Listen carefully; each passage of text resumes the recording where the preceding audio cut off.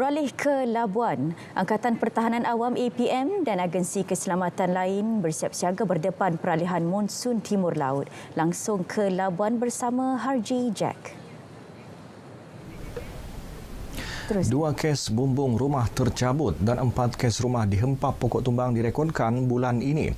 Ia berikutan angin kencang peralihan monsun timur laut yang mula melanda Labuan. Pegawai Operasi APM Labuan, Lieutenant Pertahanan Awam Marinus Matius menasihatkan orang ramai sentiasa peka terhadap amaran bencana dan mendapatkan maklumat sahih daripada pihak berkuasa.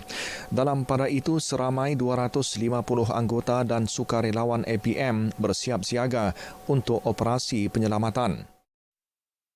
Untuk monsun timur laut ni dia lebih kepada basah, iaitu hujan dan juga angin. Seperti yang kita alami di Labuan, hujan lebat dan juga angin kencang lah. Labuan adalah satu pulau, risiko untuk terkena dengan angin kencang tu memang sangat tinggi lah. Memastikan anggota kita sentiasa bersedia dan boleh digerakkan pada bila-bila masa apabila diperlukan. Jentera kita juga kita siap sedia. Selain APM, Jawatankuasa Pengurusan Bencana Daerah JPBD Labuan, agensi penyelamat lain dan Perbadanan Labuan sentiasa dalam keadaan bersedia. Kekang risiko ancaman keselamatan data dan siber negara. Program libat urus diplomat minda keselamatan siber negara dianjur Majlis Keselamatan Negara MKN Labuan. Program melibatkan lebih 100 ketua sektor awam dan swasta selain institusi perbankan serta pemegang taruh di pulau ini. Perangan kepada Akta Keselamatan Cyber 2024 yang telah diluluskan pada Ogos 2024 baru-baru ini. Dan ini adalah program pertama sesi libat urus kita dengan Agensi Keselamatan Cyber Negara ataupun NAKSA MKN, dan pihak NAKSA turun untuk menerangkan kepada kami agensi di Labuan ini mengenai akta ini dan seterusnya apa sesi libat urus dan apa input yang kita perlu buat selepas ini. Akta ini dia memberi kuasa kepada Ketua Eksekutif NAKSA untuk melaksanakan tindakan perlu di bawah arahan Jawatankuasa Keselamatan Cyber Negara yang dipengerusikan oleh Yang Amat Berhormat Perdana Menteri, dan akta ini juga bukan hanya tertakluk kepada sektor kerajaan negeri, tapi dia merupakan pemakaian kepada semua entiti-entiti yang akan diklasifikasikan sebagai entiti infrastruktur maklumat kritikal negara.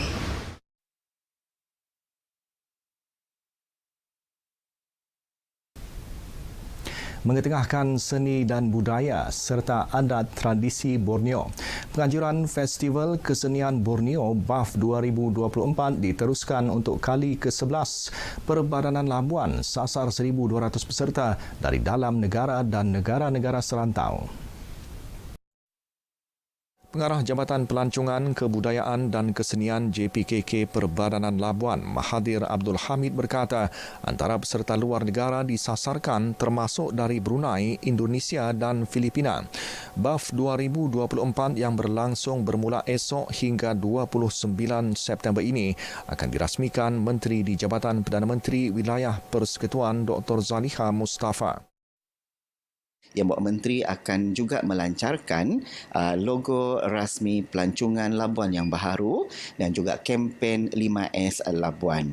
Selain daripada itu, kita juga melancarkan sebuah buku iaitu mengenai adat warisan khazanah di wilayah Persekutuan Labuan, dan selain itu kita juga menjadikan buku ini sebagai direktori perhubungan kepada para peserta, pempamer, tokoh, karyawan dan juga mereka yang terlibat dalam Borneo Festival 2024 sebagai perhubungan pada masa akan datang.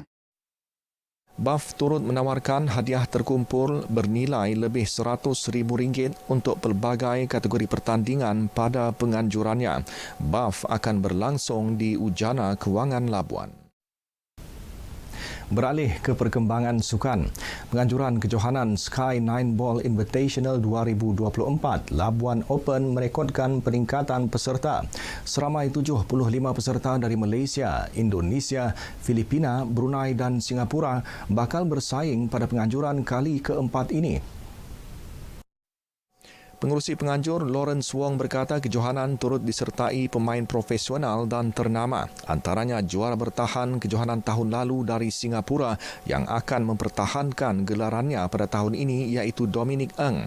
Selain itu, pemain profesional World Nine Ball Tour WNT nombor 1 kebangsaan negara Brunei Ahmad Taufik turut menyertai.